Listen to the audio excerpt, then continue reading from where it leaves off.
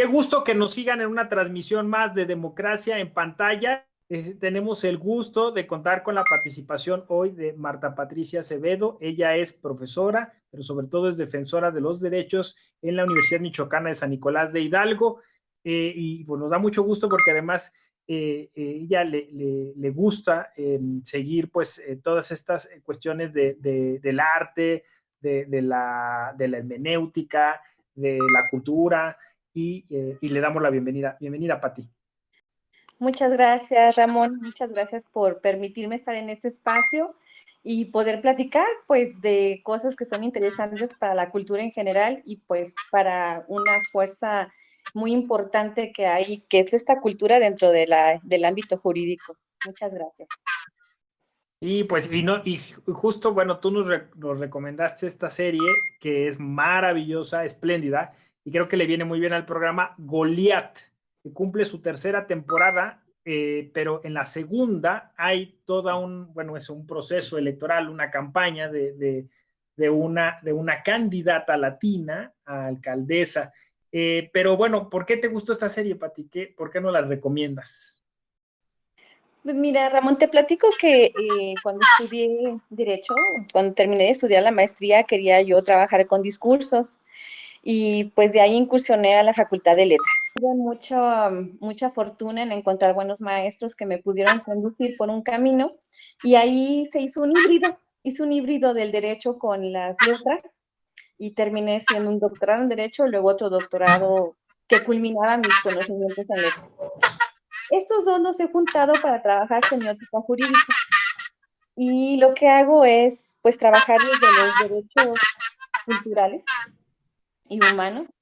Cualquier texto que se presente, ya sea fotografía, de mis gustos muy grandes, pues está el graffiti, todo lo urbano. Pero las series en general me gustan mucho, estas que son cortas. No soy muy buena para textos de largo aliento.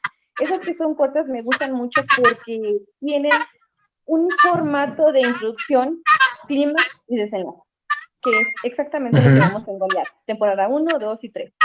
Y esta temporada 2 tiene pues todo el problema o la problemática de la serie. La primera temporada es una introducción muy agradable, pues muy taquillera. Con todo y ello sí tiene esta parte jurídica en donde diríamos nosotros que John Rawls le apostaba al realismo jurídico. Y eso es lo que vemos nosotros en la serie. Vemos cosas que salen del texto normal, rosado, del romanticismo que existía. Vemos un antihéroe que es un abogado y vemos la problemática, la realidad que se presenta o que se pueden presentar en las elecciones.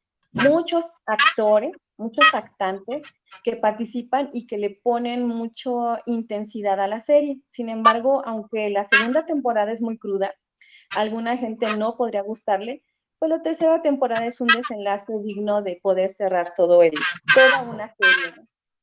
Es cierto, es cierto. La segunda temporada, sin spoilear, sí te deja como una sensación de injusticia, ¿no? Como de triunfo del mal, pero, pero bueno, efectivamente, la construcción de este antihéroe que lo hace maravillosamente bien Billy Bob Thornton, que hace a Billy McBride, que es un abogado decadente, bueno, pues sí, podemos decir, alcohólico, pues ha fracasado al menos en sus proyectos, o sea, tanto familiar, se ha divorciado, como en su proyecto profesional. Y en esa primera temporada sale ex socio que es su antagonista, sale en la tercera también.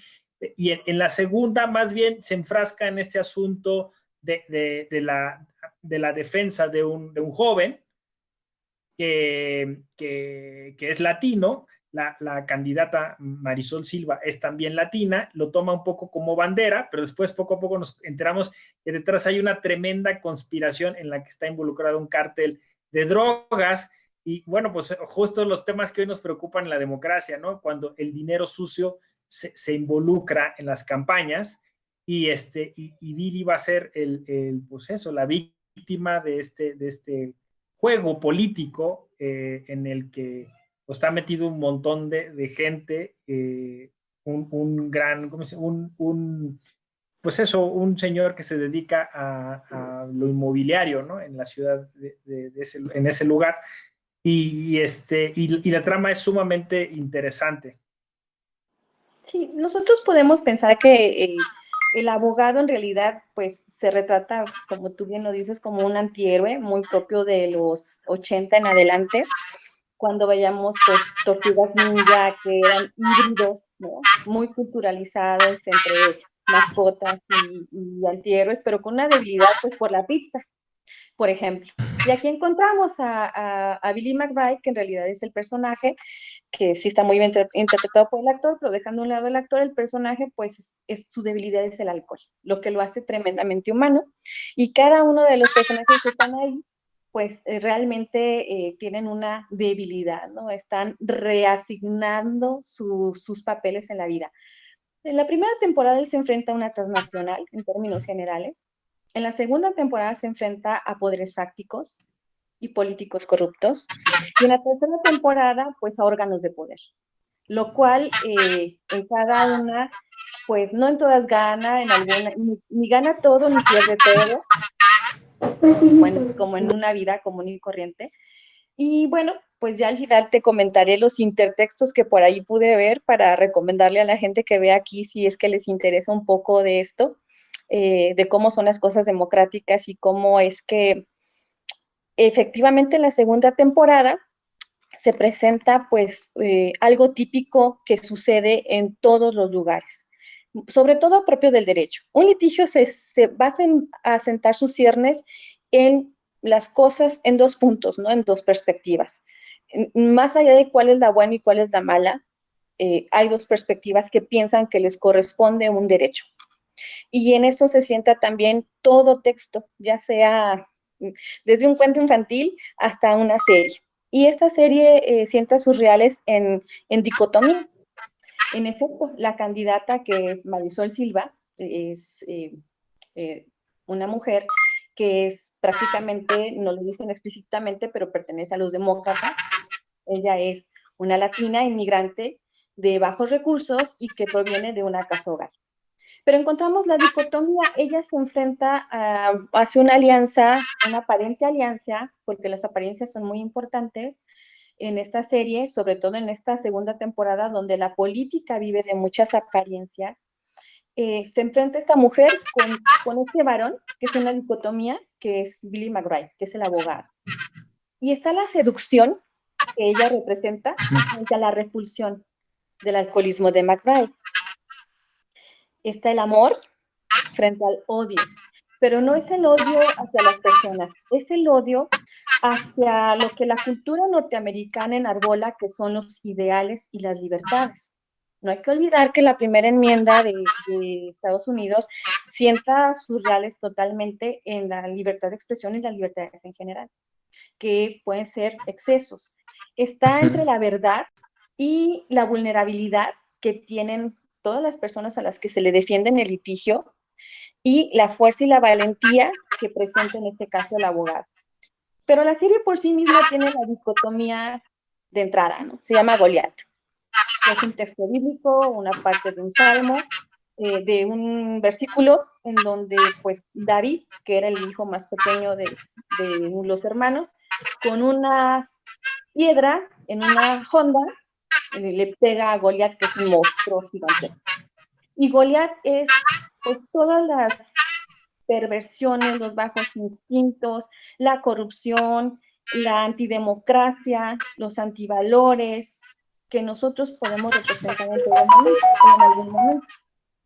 Esto es importante porque mientras está la contienda electoral, donde está la candidata, vemos cómo se tejen muchos intereses alrededor de ella y aunque ella tiene una intención primigenia de que realmente sea pues muy bien llevado a cabo su impulso sobre las casas hogares, porque ella viene de ahí, pues nos damos cuenta que todo lo que está alrededor de ella, en este caso una política que ya tiene una dinámica, la jala para tomar algunas decisiones, ¿no? Que ya el público verá si son certeras o no. Y nos vamos dando cuenta cómo la participación ciudadana es muy importante, porque en este espacio de la candidatura de ella, hay chicos jóvenes que se están formando y que se agregan o que se afilian como ayudantes, ¿sabes? La propia Y hija esto de Bill McBride, la propia. Denise, la hija de Billy McBride, realmente admiraba mucho, muchísimo a la, a la candidata, a Marisol Silva, y ella, la participación ciudadana de ella, representada en ella, en una sola persona, es la que al final de la serie termina dándole un sentido distinto.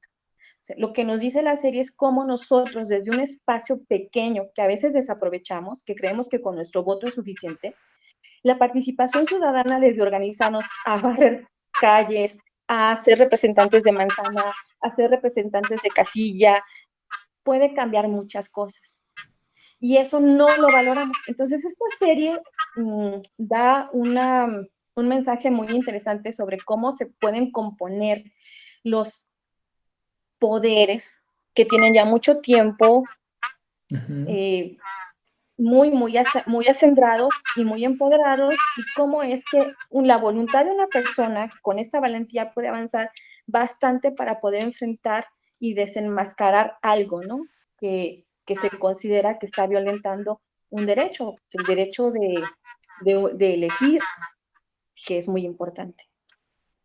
Sí, y fíjate, bueno, recordar, no lo hemos dicho, que la coprotagonista, que es Marisol Silva, la hace Ana de la Reguera, que es una actriz mexicana, y que bueno, pues ahí también pues vemos cómo ha incursionado en ese aspecto, en las series y el cine norteamericano, y de alguna forma, pues esta segunda temporada, también la tercera un poquito, habla sobre la mexicaneidad, sobre los latinos, sobre los migrantes que están allá, sobre las dificultades o logros que han tenido de alguna forma, y me quedo con esto de los personajes femeninos, porque si bien, o sea, la trama gira en torno a este abogado, como dices tú, Goliat, o sea, la idea de la serie es de que pues esto es un abogado que vive en un motel, enfrenta a grandes transnacionales, ¿no? Pero me quedo con estos tres personajes femeninos que le asisten a él, ¿no? Una asistente legal que fue su ex clienta y que, bueno, pues se dedica al parecer a la prostitución en la primera temporada.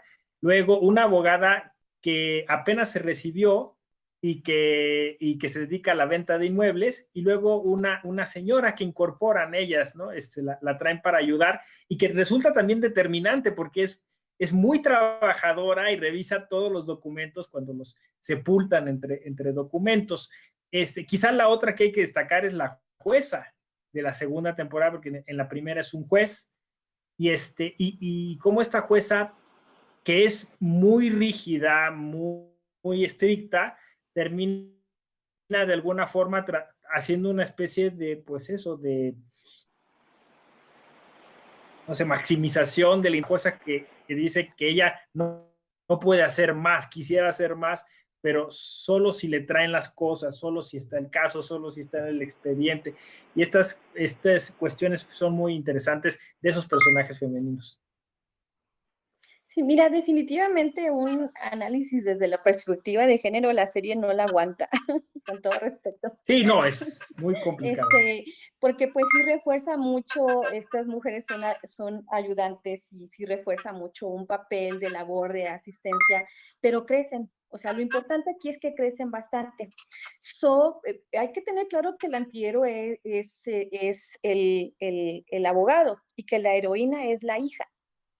Y si teniendo ya eso claro y muy sopesado, podemos nosotros decir que estas mujeres le asisten y le ayudan a organizar ciertas cosas, pero además llega un momento en que nadie le discute al abogado cuánto bebe o cómo llega a las audiencias o en qué condiciones llega, porque tiene una casagrafía muy importante. Y hay que decirlo que entre las nuevas carreras o las nuevas herramientas que les debemos dar a los alumnos está la capacidad de la investigación de campo, la etnografía.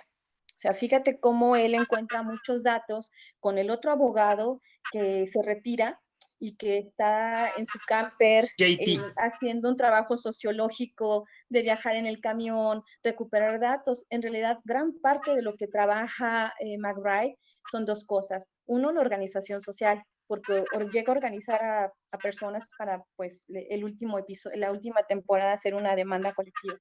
Y luego llega a obtener información con una tranquilidad y una humildad muy importante, entendiendo que no todo lo va a ganar en el tribunal. De forma normal, los despachos americanos pagan investigadores, los que tienen dinero, ¿no? Pagan investigadores y ellos facturan sus horas, y los abogados, los bufetes que son realmente corporativos inmensos, pues tienen gente que se dedica a investigar y otros a litigar, a hacer el trabajo de escritorio, y otros van al litigio a la corte.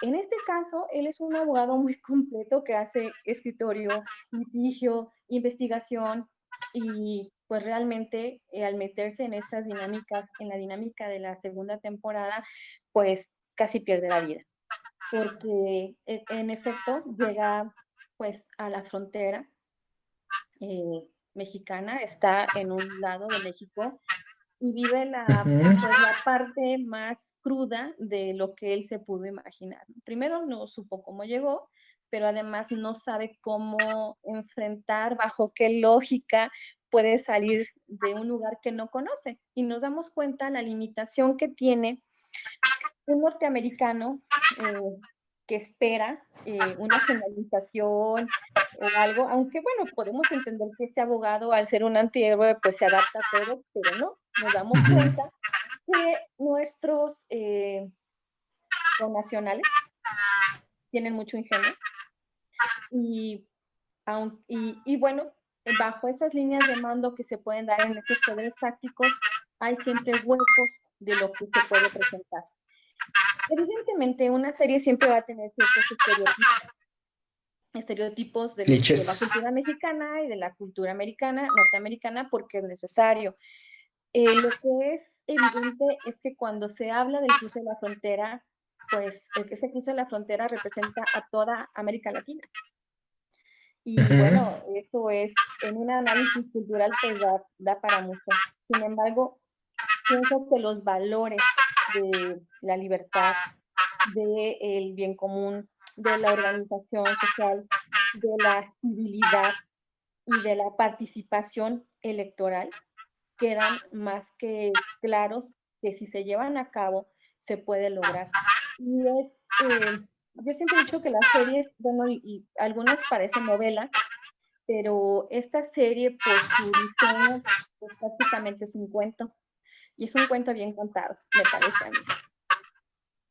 Sí, la verdad es que te atrapa, tiene, como tú lo dijiste, tiene un excelente manejo de los roles y de los personajes. O sea, son casi dramáticos, o sea, se van identificando muy bien, van asumiendo una función en la historia. Entonces la historia se cuenta muy bien justo por esta serie de personajes, y cada uno pues va teniendo sus historias, ¿no? En la primera temporada las abogadas del bufete, ¿no? En la segunda temporada como el dueño de los hacendados, los jefes de la reserva que manejan pues, esta cuestión chamánica y de drogas. O sea, hay muchísimos personajes, está muy interesante. Hay dos cosas que me llamaron la atención. Una, me recordó mucho esa película de Veredicto de Sidney Lumet con Paul Newman, que hace también a un abogado, un antihéroe y que es un abogado borracho. Conecta mucho con esto. Y la otra, la preocupación constante de los norteamericanos, sobre todo en la segunda temporada de Goliat, con que se les infiltre a alguien, ¿no? Que me recordó obviamente esta película que se llamaba, bueno, El embajador del miedo le pusieron, ¿no? De Manchurian Candidate, y que trata sobre películas donde alguien manipula a un candidato para llevarlo luego a la presidencia y de ahí que operen los intereses, que justo ese miedo que tenía la democracia norteamericana, me parece, se materializó con Trump. O sea, al final, a Trump lo fueron preparando desde los años 80 para hacerlo presidente. Y entonces sale a relucir un poquito de eso en Goliat, porque parece que a Marisol Silva la estaban preparando para eso, ¿no? Para que abriera los puertos y permitiera pues el tránsito de las drogas y estas cosas. Entonces también trata de refilón ese Y de tema. toda una red de corrupción en todos los sentidos, ¿no? Porque al Sí, final claro. te das cuenta que cada temporada, la segunda es muy fuerte y a lo mejor mucha gente en la segunda va a decir, ah, ya no quiero ver esto, porque es el clímax. Yo siempre digo que hay cosas muy sencillas que se pueden platicar muy bien, como cuando tenías taller de lectura y redacción en la secundaria, veías introducción, clímax y desenlace. Y exactamente es lo mismo Goliat, ¿no? Una serie con una estructura muy sencilla que aunque tiene diacronías, es decir, avanza en el tiempo y regresa, sí logra tener el hilo conductor con mucha humildad, pero es muy pretenciosa con estos roles de la diversidad, ¿no? Porque los toca a todos. Y Sí. respecto a la participación de los candidatos, pues yo te decía que en realidad es una serie que tiene una mujer que se puede manejar, lo cual en un mundo de hombres. Y el único poder que tiene esta mujer en este mundo de hombres, pues es la seducción. Entonces vuelven a encasillar a la Ujú. mujer en este papel de seductora, Seductora. ajá. Pero algo que me gusta mucho es que a la actriz no le arreglaron la cara demasiado. Es decir, sigue teniendo una nariz aguileña, sigue teniendo arrugas en la frente, no la dejan como un lienzo, que es, si es el caso de las abogadas que estaban, por ejemplo, la ex esposa de McBride, es una mujer con las arrugas muy bien puestas o muy bien marcadas en el maquillaje como para demostrar cierta edad, pero denotar cierto tipo de clase, ¿no? Incluso ella se va a vivir a Europa, a Inglaterra, no se va a Canadá, ¿no? O sea, en fin, es un asunto de clase. Entonces, estas mujeres que participan ahí, pues claro que siguen teniendo estos estereotipos, pero también la imagen de la actante, de Marisol Silva, es una mujer con una cara dulce, ¿no? Con una cara bastante dulce, que si tú la ves no está sexualizada, solamente nos damos cuenta porque forman parte de sus secretos. Y ahí es donde la explotación de esta imagen, pues es desde el punto de vista del feminismo puro, pues no aguantaría, y desde la perspectiva de género, pues solamente se salvaría con la heroína. Pero sí hay que decir que ninguno de los personajes que están ahí tenían del todo la maldad ni del todo la bondad, ¿no? O sea, ni los malos Ujú. malos eran tan malos, ni los buenos buenos eran tan buenos. Eso es lo que la hace cercana a las personas. Habrá gente que se pueda identificar con cualquiera de los personajes, no en toda su vida, pero sí a lo mejor en un lapso de su vida, en donde todos hemos tenido a lo mejor roles que han sido certeros o no. Lo que me parece muy importante es que desde el ámbito de la educación y de la cultura ciudadana, nosotros fomentemos que si nosotros vemos este tipo de series, no nos quedemos con esta idea de, bueno, no se puede hacer nada. Al contrario, es una invitación para que las personas puedan organizarse desde asociaciones civiles que no salgan solamente en el momento de las elecciones, sino que estén de forma permanente. Y fomentar nuestros observatorios ciudadanos, no como un asunto de revisión, sino de una rendición de cuentas que sea fluida.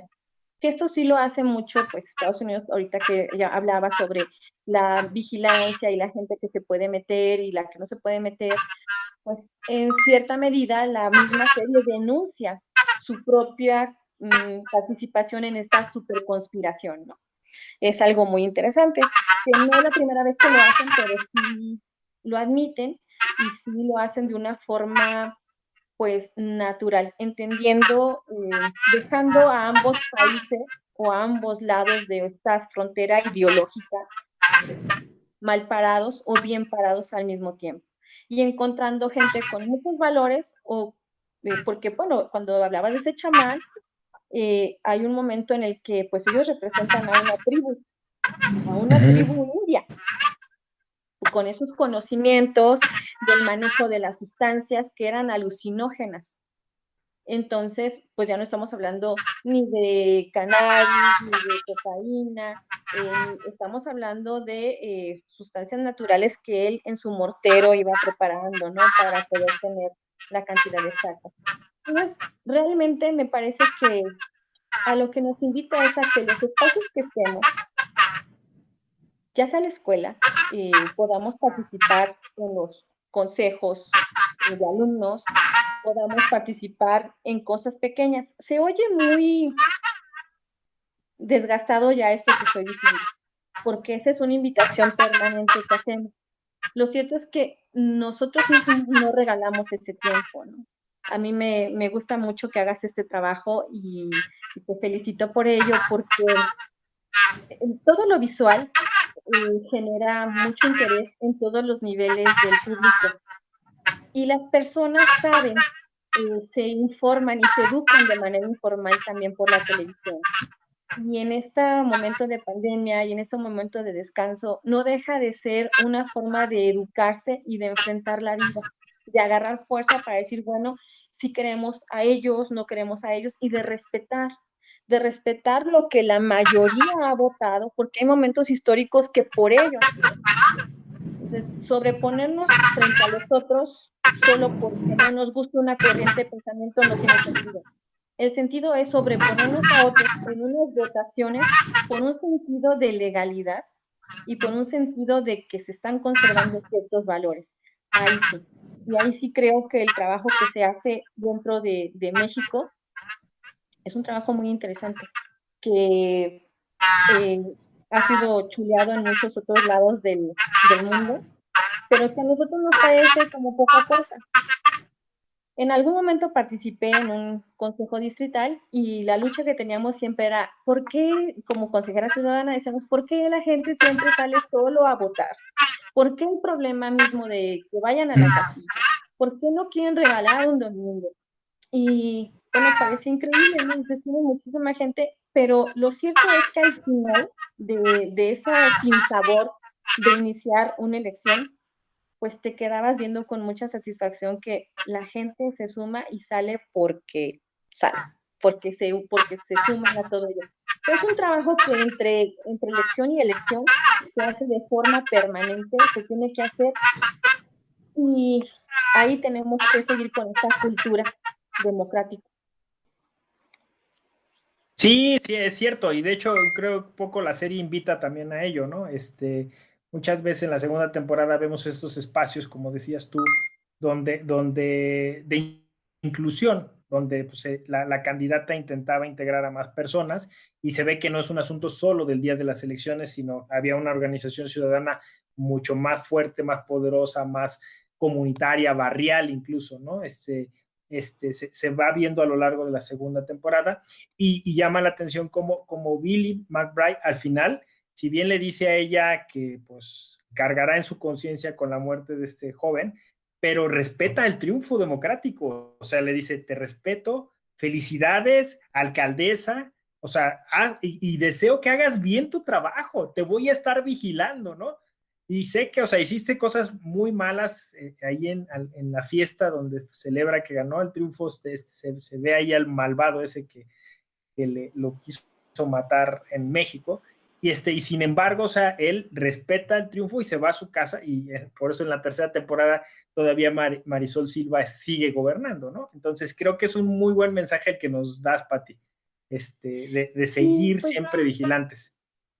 sí, de verdad que cuando nosotros vemos películas así como tú recordaste estas dos, yo puedo decir y quisiera recomendar una película infantil que me acordé mucho cuando vi ahora la tercera serie que es la película de Rango. Es una película infantil Sí, claro. que para pues los papás y los niños viene bien cómo es que se van colocando y cómo es que llegan, así como hay espacios en donde se quiere, todos quieren gobernar, hay espacios en donde nadie quiere.